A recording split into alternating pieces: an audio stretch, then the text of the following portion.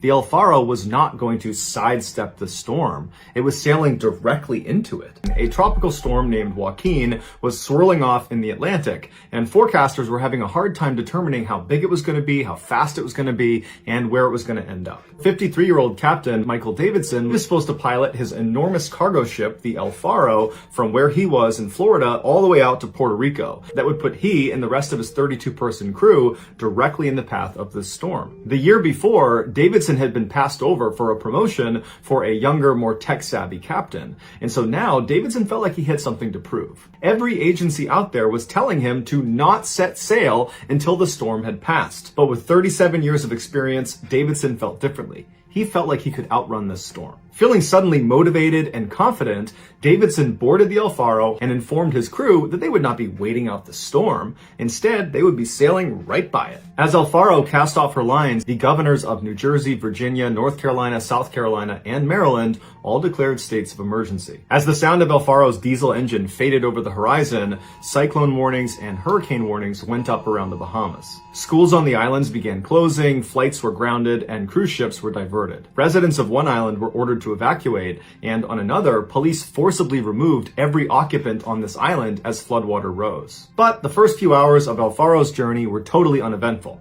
But as they got closer and closer to the storm, the wind picked up and the waves grew dramatically. By nightfall, the ship was rocking so aggressively side to side that it made sleep almost impossible. By the following morning, the rain was so intense, the visibility was basically zero, and the waves were now so massive that none of the crew dared go out on the deck in fear of being swept overboard. The ship's navigator told Captain Davidson that he thought the storm was a lot worse than they were expecting, and that they should really consider turning around before it was too late. Davidson and the navigator were not the only ones up on the bridge. There was also a black box that was anchored up on the wall behind them that recorded all of the conversations that happened up there. And the black box would record increasingly anxious conversations between the crew and Davidson, but Davidson was totally unfazed. He was adamant that the storm was not going to get any worse than what they were seeing right then and there. And even if it did get worse, they were never going to be actually in the storm's eye, and so they weren't in any real danger. But to reassure his crew, he ordered his navigator to make a slight right so everybody on board saw they were taking a wider berth around the storm.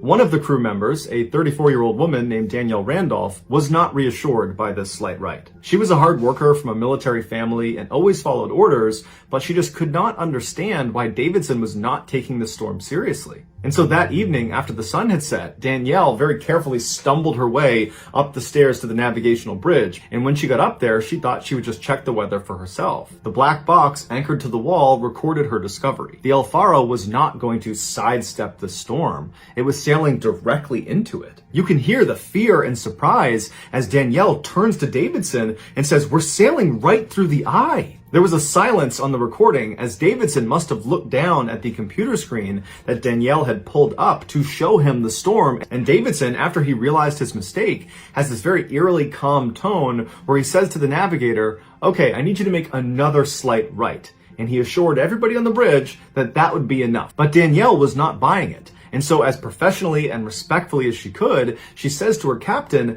"This is a really bad idea. We really need to turn around right now. It's getting to the point where it's going to be too late and we won't be able to turn around." But Davidson wasn't having it. Davidson was so confident in his decision making that he told them he was going to go take a nap downstairs, and if they really needed him, if something serious happened, go and get him. As the minutes of the night ticked by, Danielle stayed up in the bridge and she braced herself against a steel girder and looked out the window at the rain that was just slashing across the window and the waves that were the size of 3-story houses crashing in on either side of them. And then by the morning, when the sun came up, the sky just stayed totally black because they were right outside the eye of the storm. Suddenly, under their feet, Danielle and the navigator and the other people up on the bridge heard this awful clanging metal sound as the constant rocking of the ship had finally loosened up the straps holding down these massive metal containers down in the cargo hold, and they were now loose, smashing into the inside of the ship. And then they heard an even worse sound. and that was the shrill of an alarm that meant El Faro was taking on water. At the sound of the alarm, Davidson came running back up to the bridge,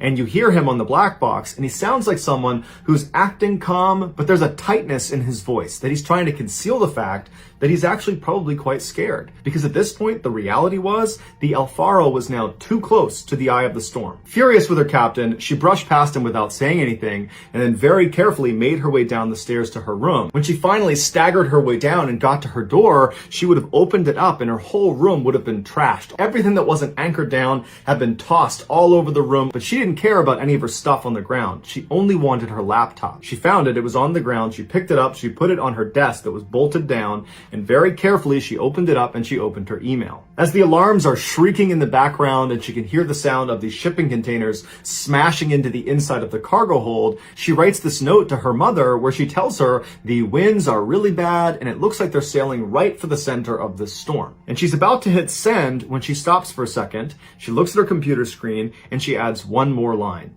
Love to everyone. Danielle never said things like this. She was always strictly business. And so for her to put that line was an acknowledgement that this might be the last time she ever talks to her family. Shortly after Danielle hit send on that email, the ship listed hard to one side and then it stayed there. The loose containers down in the cargo hold had finally shifted the ship's center of gravity. Water immediately began pouring into the lower sections of El Faro. Danielle knew it was only a matter of time before the water reached her, and so she leapt out of her room and ran down the hall, which was now sideways. She got to the stairwell and climbed her way up to the bridge. As soon as she got up there, all the people on the bridge were holding onto the center console so they didn't fall up against the wall, and she heard Davidson ordering the navigator to turn the ship into the wind. It was a last-ditch Hail Mary effort where Davidson believed the wind was so strong it would blow the ship back upright. If this didn't work, the ship was going to sink. And so the navigator began desperately turning the wheel, the lights inside of the bridge began to flicker, and the engines growled and vibrated as it churned, trying desperately to get up and over this enormous wave. But as they were just about to crest the top,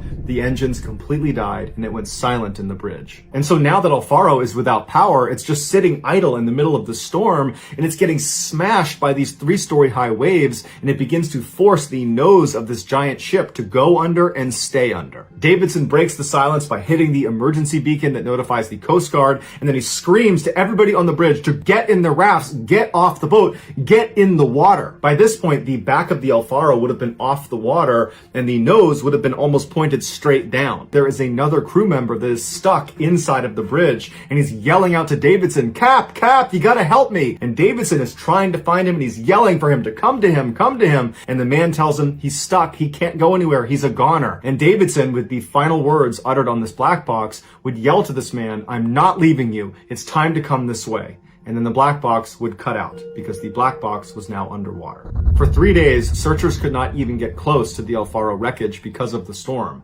But when they did finally get there, all they could find were 3 life rings, 2 life rafts, and the starboard lifeboat that had been crushed on both sides. A Coast Guard helicopter found a body floating around some of this wreckage, but when they went down to retrieve it, it slipped under the water. 5 days after El Faro's last frantic plea for help, the Coast Guard declared the ship had sunk and everyone on board had died.